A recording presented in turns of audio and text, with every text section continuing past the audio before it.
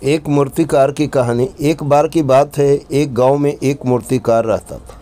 वह ऐसी मूर्तियां बनाता था जिन्हें देखकर हर किसी की मूर्तियों की जीवित होने का भ्रम हो जाता था। आसपास के सभी गांव में उसका नाम था, लेकिन उस मूर्तिकार को अपने कला पर बहुत घमंड था। उस मूर्तिकार के जीवन के इस सफ़र में एक वक्त ऐसा भी आया जब उसे लगने लगा कि अब उसकी मृत्यु होने वाली है और वह ज़्यादा समय तक जीवित नहीं रह पाएगा।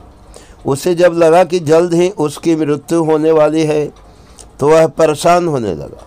उसके दिमाग में एक विचार आया और वह जमदूतों को भ्रमित करने के लिए उसने एक योजना बनाई। उसने हूबहू अपने जैसे 10 मूर्तियां बनाई और खुद उन मूर्तियों के बीच जाकर बैठ गया। जमदूत जब उन्हें लेने आए तो एक जैसी 11 आकृतियों को देखकर दंग रह गए। वह पहचान नहीं पा रहे थे कि उन मूर्तियों से असली मनुष्य कौन है। वह सोचने लगे कि अब क्या किया जाए। अगर मूर्तिकार के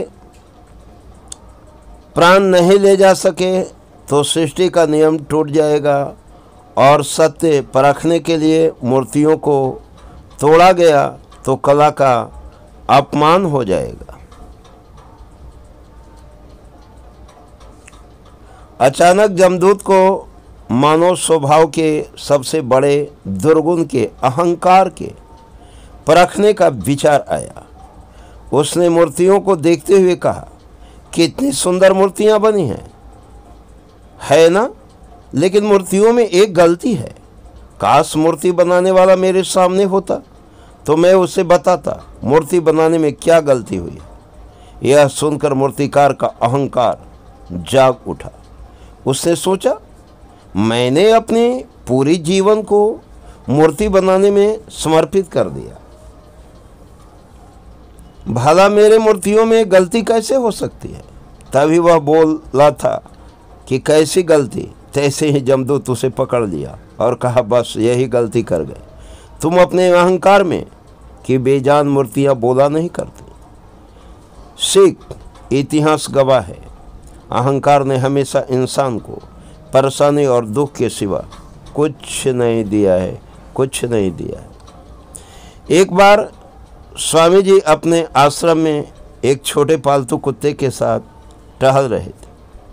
तभी अचानक एक युवक उनके आश्रम में आया और उनके पैरों में झुक गया और कहने लगा, स्वामी जी, मैं अपनी ज़िंदगी से बड़ा परेशान हूँ। मैं प्रतिदिन पुरुषार्थ करता हूँ, लेकिन आज तक मैं सफलता प्राप्त नहीं कर पाया। पता नहीं ईश्वर ने मेरे भाग्य में क्या लिखा है, जो इतना पढ़ा लिखा होने के बावजूद भी मैं नाकामयाब हूँ। सफलता मुझसे कोसों दूर है। युवक की परेशानी को विवेकानंद जी तुरंत समझ गए। उन्होंने युवक से कहा, भाई, थोड़ा मेरे इस कुत्ते को कहीं दूर तक सैर करा दो, उसके बाद मैं तुम्हारे प्रश्नों का उत्तर दूंगा। उनकी इस बात पर युवक को थोड़ा अजीब लगा, लेकिन दोबारा उसने कोई प्रश्न नहीं किया और कुत्ते को दौड़ाते हुए आगे निकल पड़ा। बहुत देर तक कुत्ते को सैर कराने के बाद जब युवक आश्रम में पहुंचा तो उन्होंने देखा कि युवक के चेहरे पर अभी भी तेज है, लेकिन वह छोटा कुत्ता थकान से जोर जोर से हाँफ रहा था। इस पर स्वामी जी ने पूछा, क्यों भाई, मेरा कुत्ता इतना कैसे थक गया? तुम तो बड़े शांत दिख रहे हो, क्या तुम्हें थकावट नहीं हुई? युवक बोला, स्वामी जी, मैं तो धीरे धीरे आराम से चल रहा था, लेकिन यही बड़ा आसान था। रास्ते में मिलने वाले सारे जानवरों के आगे पीछे दौड़ रहा था। इससे एक जैसी दूरी तय करने के बावजूद भी यह इतना थक गया। तब विवेकानंद जी ने कहा, भाई, तुम्हारे प्रश्नों का उत्तर भी तो यही है। तुम्हारा लक्ष्य तुम्हारे अगल बगल है, वो तुमसे कहीं दूर थोड़ी है, परंतु तुम अपने लक्ष्य का पीछा छोड़ करके अन्य लोगों के आगे पीछे दौड़ते रहते हो और इस तरह तुम जिस चीज़ को पाना चाहते हो उससे दूर चले जाते हो। युवक उत्तर से संतुष्ट हो गया और अपनी गलती को सुधारने में लग गया। दोस्तों, क्या आपको नहीं लगता आज हम भी इसी कहानी के कुत्ते के समान दूसरों के फॉलो करने में लगे हुए हैं?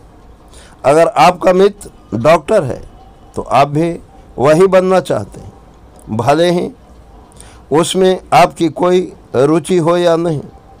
ऐसा करके हम अपनी प्रतिभा को खो बैठते हैं और ज़िंदगी भर संघर्ष करते रहते हैं। इसलिए दोस्तों, दूसरों को फॉलो ना करें, अपना लक्ष्य खुद बनाएं और उसके पीछे पूरे लगन से लग जाएं।